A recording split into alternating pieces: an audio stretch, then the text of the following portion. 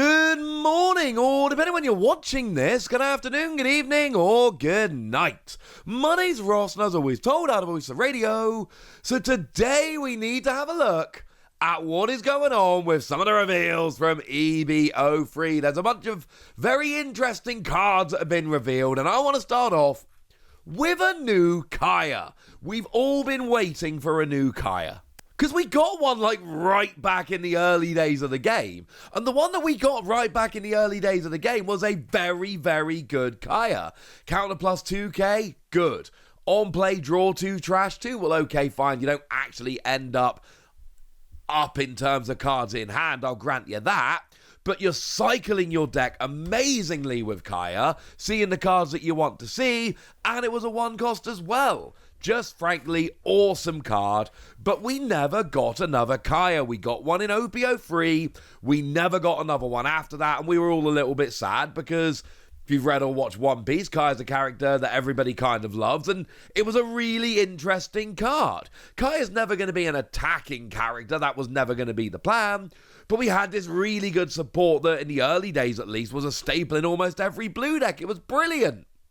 Well, now we've got another Kaya, and it's very similar. Again, we've got no power, but we should. It's Kaya, one of the weakest characters in the whole of One Piece physically. But we've got counter plus 2k, and we've got a skill whereby on play, look at the top 5 cards of your deck and replace them at the top or bottom of your deck in any order that you like. Hang on a second.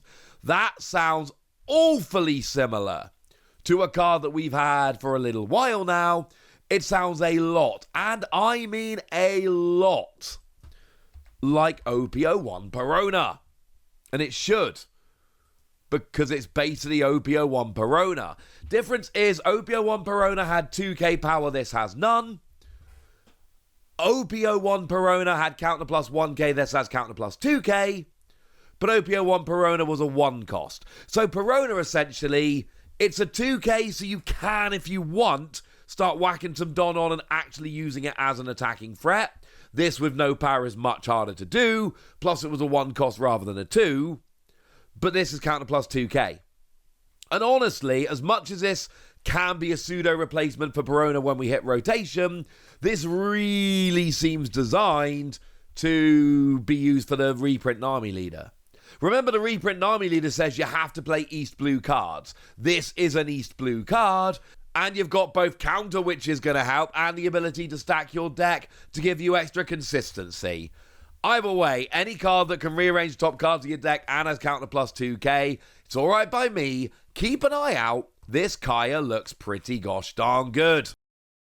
Another one I've got my eye on is Camie, and not just because I've finished, literally yesterday, finished I'm rereading the manga, and I got to the Fishman Island. I finished the Fishman Island arc. Well, now we got a new Camie to celebrate my finishing of reading that for the second time. It's not the last time I'm going to read One Piece. Honestly, one of my main goals with learning Japanese is so that I can one day read One Piece in Japanese as it was intended. That's for the future. For today, we've got a new Camie, and we've got 2 cost, 0 power, counter plus 1,000, and activate main, rest this character, give one of your Fishman or Merfolk characters or leader up to 1 rested Don, and then rest one of your opponent's characters with a cost of 2 or less.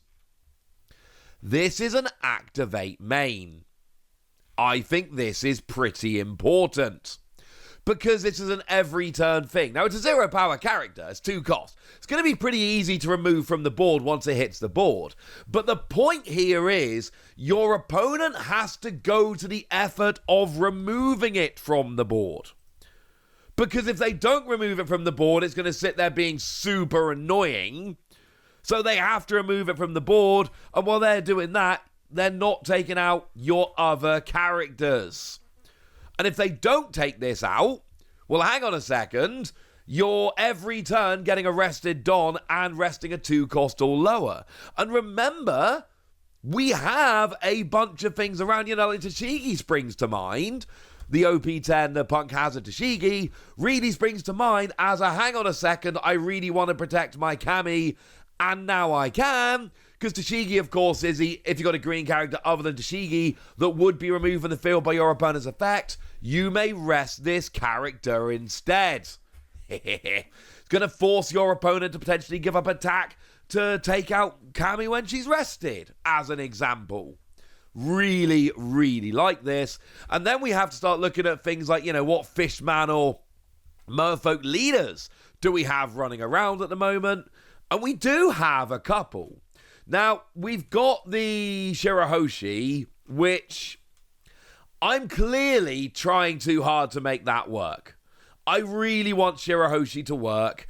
It seems pretty obvious at this point the Shirahoshi is not working, but I live in hope that one day Shirahoshi will end up being a good leader, because I think there's potential there with Shirahoshi. But in the same set in OP11, we also got Jinbei. So these are two leaders that could really benefit from this Camie.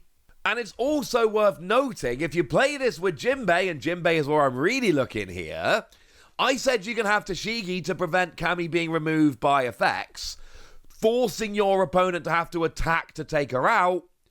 But of course, Jinbei at the end of your turn lets you set one of your Fishman or Merfolk characters and one of your Don to active, so you can actually get to the end of your turn, set your Camie to active, and then your opponent can't even attack to take her out. Keep an eye on this Camie. This Camie looks very, very, very nice indeed. Another one that I'm liking quite a lot is the new Carina. Free cost 2,000 power, counter plus 1,000. And we've got blocker. And we've got on your opponent's turn, if your leader is multicolored and you don't have a character with an original cost of 6,000 or more, this character gains 4,000 power. Now, initially, my first thought here was, hang on a second, how about this with Rayleigh? And it doesn't work with Rayleigh. Because you look at this and you go, red, not having a character of an original power of 6,000 or more, that's perfect with Rayleigh. But that's why this character says your leader has to be multicolor. Make no mistake about it, this is very deliberately designed to not be for Rayleigh decks. I am entirely convinced that that first line saying, if your leader is multicolor, is exactly because you don't want to give this to Rayleigh. Because on your opponent's turn, it's a 6k blocker potentially. Giving Rayleigh a 6k blocker would be awesome, but they're not giving Rayleigh a 6k blocker because Rayleigh is a monocolor red leader. So it's still a decent red blocker, don't get me wrong. But the problem is, as soon as you play a character of an original cost of 6,000 or more, it's a 2k blocker on your opponent's turn. And I don't want to pay free Don for a 2k blocker. That doesn't make me happy. What I really want is a red deck where I'm not playing bigger characters, can't use Rayleigh. And look, there's plenty, and Rayleigh has shown us, there's plenty of characters out there like Sanji, for instance, who don't have an original power of 6,000 or more, but can get up there quite nicely. But outside of a Rayleigh deck, you're still going to want to power up your characters. You're still going to want to play some bigger characters, and that is going to hurt Carina. Certainly some potential, but it's barred from being used in what is probably its best deck, and that makes me a little bit sad. Sorry about that. But hey, maybe we can make ourselves feel a little bit better with a new Peacock card. What we got here is a Navy Sword card, 4 cost 6k, no counter.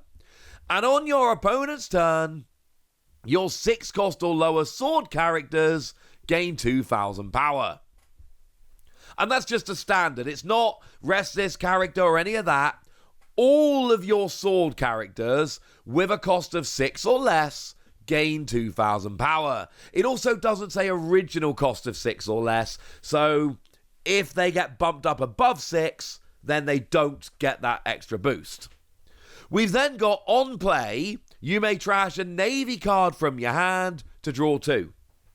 Now you have to trash first before you draw, but you end up 1 card up, and you get to see an extra 2 cards in your deck, And black decks really do not mind doing the whole discarding thing because there's a lot of cards that can play for the discard. And you're giving all of your sword characters a 2k bump? Yeah. That sounds kind of awesome. Honestly, here, I'm looking at Koby. Like, we're looking for a sword leader. That's what we really need here. We are looking for a sword leader, and that's going to be Koby. Koby is your sword leader. Also worth noting that your sword characters can attack characters on the turn in which they are played, which is nice. And you can stop characters being, removed. If your Navy character with 7k base power or less would be removed by an opponent's effect, you can place 3 cards in your trash to the bottom of your deck in any order. Remember how I said the trashing with Peacock here wasn't that big a deal? This is why it's not that big a deal. Because we've got cards like Koby that want cards in the trash. This is just a win for Koby at this point. This seems like a really obvious good new card in Koby decks. And I'm there, ladies and gentlemen. I'm there. Koby hasn't been good enough up till now. Maybe this could be a card that helps put it over. And we're seeing a lot of that in this set so far. The new Kaya, which is clearly there for the new Nami leader. Camie, that really specifically helps out Jinbei. Peacock, who's coming in beautifully to help Koby. We're going to see more of that. And I, for one, am pretty excited. I like seeing the old leaders get better. But I've told you everything you need to know now. So now it's over to you guys. Tell me what you think about all of this in the comment section. Go nuts! Be nice! And then make sure you like this video, subscribe to this channel, follow me on Twitter at @LeWasi. That's where we talk about Pokemon and a whole bunch of other card games. And please do consider checking out patreon.com/PTCG Radio, where you can support the channel, get some bonus podcasts, join a Discord, and all kinds of fun things. But by far the most important thing, as always, look after yourselves till next time, would ya? Thank you very much for watching. My name's Ross, and you've been watching Wasi Plays.